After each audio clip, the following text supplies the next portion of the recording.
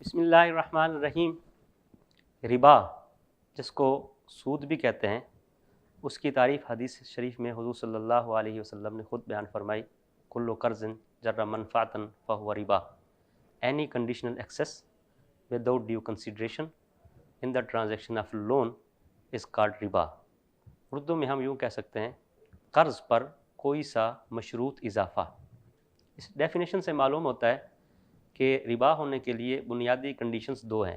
Number ایک، under line transaction قرض کی ہو، لون کی ہو، اور اس کے اوپر جو ایکسیس یا اضافہ مل رہا ہے کنڈیشنل ہو۔ اگر انڈر لائن ٹرانزیکشن لون کی نہیں ہے، شرکت و مضاربت کی ہے جیسا کہ اسلامی بینکنگ میں ہو، تو اگر اس پر کوئی اضافہ ملے گا تو وہ ربا نہیں بنے گا۔ قرض میں اور شرکت و مضاربت میں فرق کیا ہوتا ہے؟ قرض وہ ہوتا ہے جس میں پرنسپل اماؤنٹ از گارنٹیڈ۔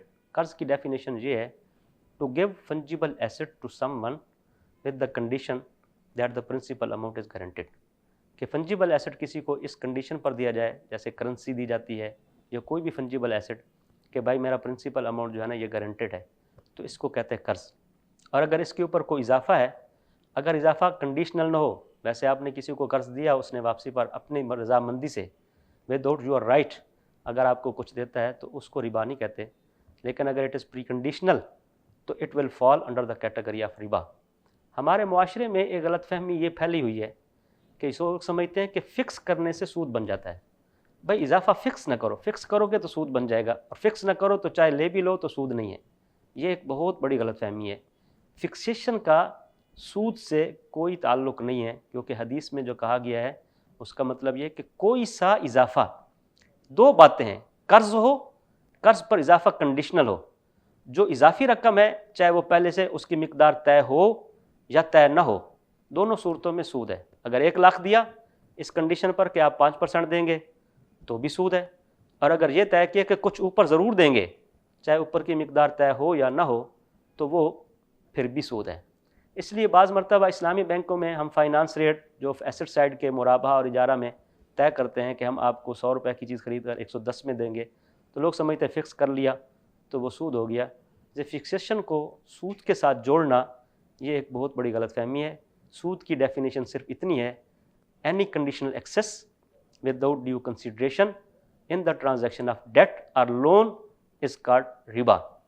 جو آدمی قرض لیتا ہے اس کی پھر دو صورتیں ہوتی ہیں، یا تو اپنی ضرورت کے لیتا ہے جس کو ہم کنزیومر فائنانس کہتے ہیں، اپنی گاڑی لینی ہے، مکان لینا ہے، یا کوئی اور بات ہے، یا تجارت کے لیے لیتا ہے جس کو ہم کمرشل کہتے ہیں۔ بعض لوگوں کو یہ غلط فہمی ہے کہ اسلام میں جو منع ہے وہ صرف یوزری ہے، کنزیومر فائنانس جو ہے نا اپنی ضرورت کے لیے جو قرضہ لیا جاتا ہے وہ منع ہے، کمرشل لون تو جائز ہونا چاہیے، اس لیے کہ زمانہ جاہلیت میں صرف ضرورت کے لیے لیا جاتا تھا اور کمرشل کے لیے نہیں لیا جاتا تھا۔ پہلی بات تو یہ حقیقت سے ناواقفیت ہے۔ مورخین نے صراحت سے لکھا ہے کہ حضور صلی اللہ علیہ وسلم کے زمانے سے پہلے بھی سودی قرضہ تجارت کے لیے بھی لیا جاتا تھا۔ ابو سفیان کا جو قافلہ گیا تھا شام، وہ تجارتی قافلہ تھا اور اس میں تجارتی بنیادوں پر ہی قرضہ لیا گیا تھا۔ اس لیے یہ سمجھنا کہ تجارتی بنیادوں والا قرضہ جو ہوتا ہے وہ زمانے میں نہیں تھا، وہ تھا۔ اور دوسری بات یہ ہے کہ شریعت نے جب ایک نیچر بیان کر دی کہ کل قرض جر منفعتا فہو ربا، قرض پر جو اضافہ ہوگا مشروط وہ سود ہے، تو اس قرض کی ڈیفائن آگے شریعت نے یہ نہیں کہا کہ جو ضرورت کا قرضہ ہو اس میں ہوگا اور جو تجارتی ہو اس میں نہیں ہوگا۔ بعض لوگوں کا یہ خیال ہے کہ پہلے زمانے میں جو بنیا سود لیتا تھا اس میں جو قرض لینے والا ہوتا تھا مجبور ہوتا تھا، راضی نہیں ہوتا تھا اور وہ زبردستی کرتا تھا۔ آج کل جو بینک ہے وہ دینے پر راضی ہے اور کاروباری طبقہ لینے پر راضی ہے، اور جب دونوں راضی ہیں تو باہمی رضامندی سے وہ ٹرانزیکشن جائز ہو جاتی ہے۔ ایسی بات سمجھنا ہرگز درست نہیں ہے۔ جو چیز شریعت میں بالکل ناجائز ہو وہ رضامندی سے جائز نہیں ہوتی۔ بعض لوگوں کا خیال یہ ہے کہ کمپاؤنڈنگ جو ہے یہ جائز نہیں ہے، کمپاؤنڈ انٹرسٹ جس کو ہم کہتے ہیں کہ سود پر سود چڑھانا، یہ جائز نہیں ہے۔ اور قرآن کریم کی ایک آیت بھی ہے، یا ایھا الذین آمنوا لا تأکلوا الربا اضعافا مضاعفہ، اے ایمان والو سود کو دگنا چوگنا کر کے مت کھاؤ۔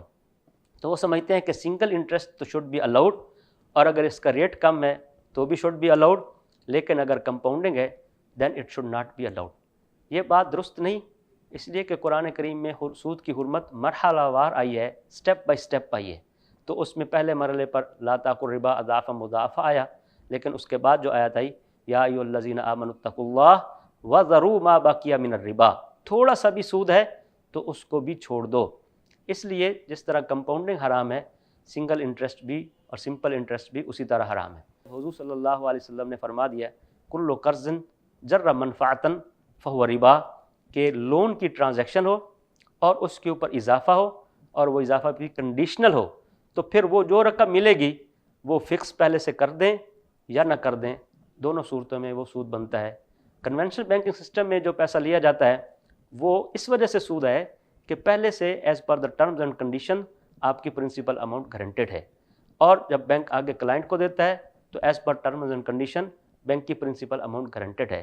فکس ہونے کی وجہ سے سود نہیں ہوا، بلکہ اس لیے کہ پرنسپل اماؤنٹ گارنٹیڈ ہے اور اس کے اوپر جو اوپر رقم لینی ہے that is also preconditional, اس لیے وہ سود ہے۔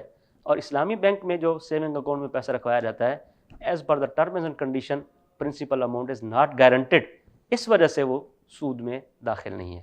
تو یہ فرق ہے کہ وہاں سود کیوں ہے اور یہاں سود کیوں نہیں ہے۔ بہت شکریہ۔